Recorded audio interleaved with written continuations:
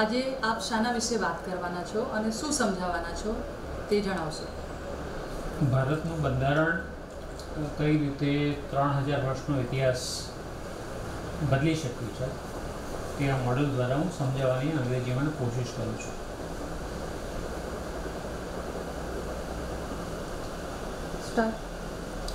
ઇંગ્લિશમાં ના હોય? હા.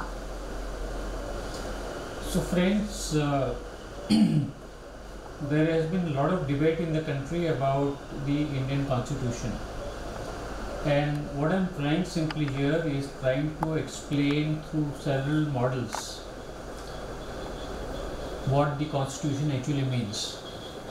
And today through this model, it's a simple video and instruction I'm trying to present about how Indian Constitution has been able to change the history of India. It's not merely a book, it has been able to change the history of India. So let me begin by this question: what was the idea of India in 1947? And the answer is simple, that India had to become an independent nation. Someone will ask, independence from what? So India was seeking independence from three things: British rule, caste and patriarchy.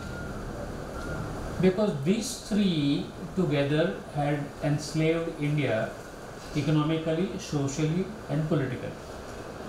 So the idea of India was to become an independent nation.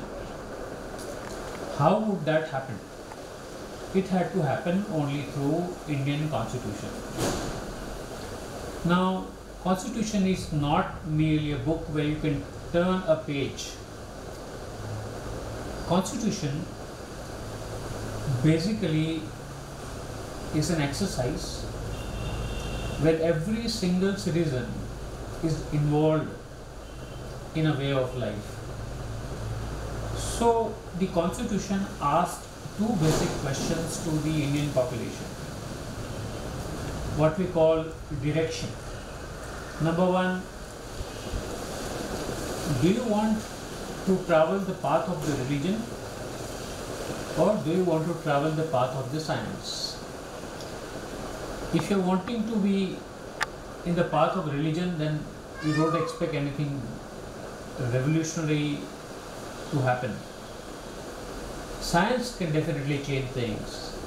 And the second direction was, do you want to continue to remain in the past, or do you want to travel towards future? So definitely India as a whole said that they want to move from religion to science and from past to the future. So with that direction, India decided to change its direction towards becoming independent country, independent nation. To be able to do that, there are three basic principles which we had to make it a way of life. One, that we are a sovereign nation. It means there is no external pressure on us. We can make our own laws and make our own policies.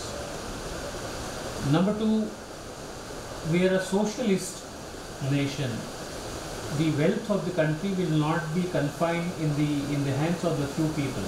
There is space for both privatization and what we call the government or the public sector. And the third, democratic setup. The change of power in the country will happen only through elections. With that framework, India was poised to change in a direction. But who will change? The people had to change. When will people change?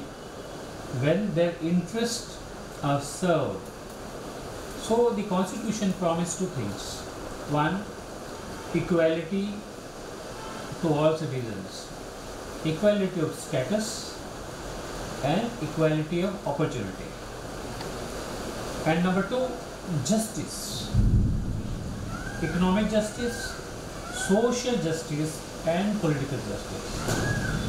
When the citizens felt their needs have been addressed, they decided to go along with the constitution to change the future of the nation. So this is the movement that happened. That was the idea of India and the movement.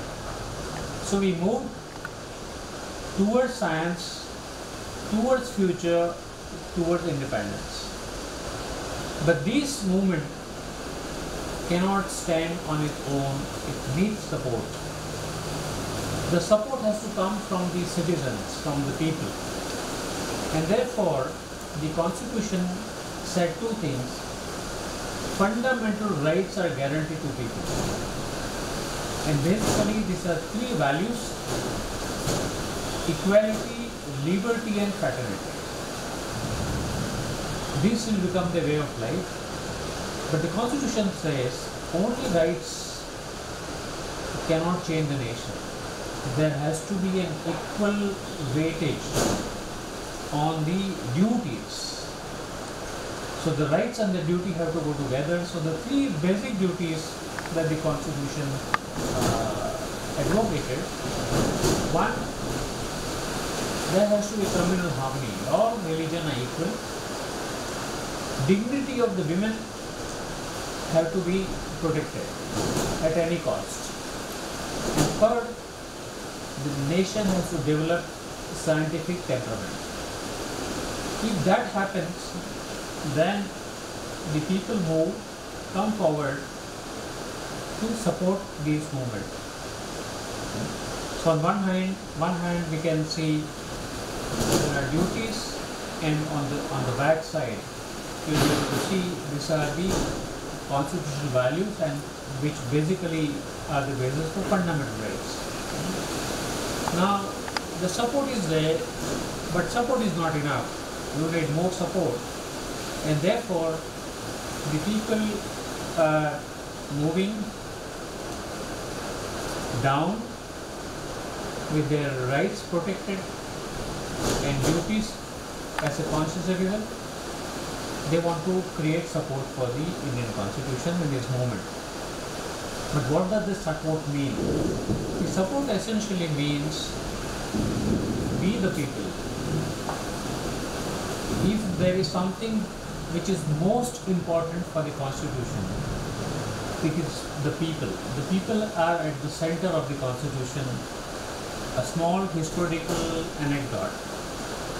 There was a huge debate in the Constituent Assembly, and many people suggested that the beginning of the Constitution should be in the name of God, not in the name of the people. There was discussion, there was deliberation, and there was voting. Majority votes fell for the proposal that we the people is how the Constitution will begin. Therefore, if you see, it is we the people who are supporting the Indian Constitution and the movement. And that is the movement of becoming an independent nation. This was the idea of India. Thank you so much for listening to me.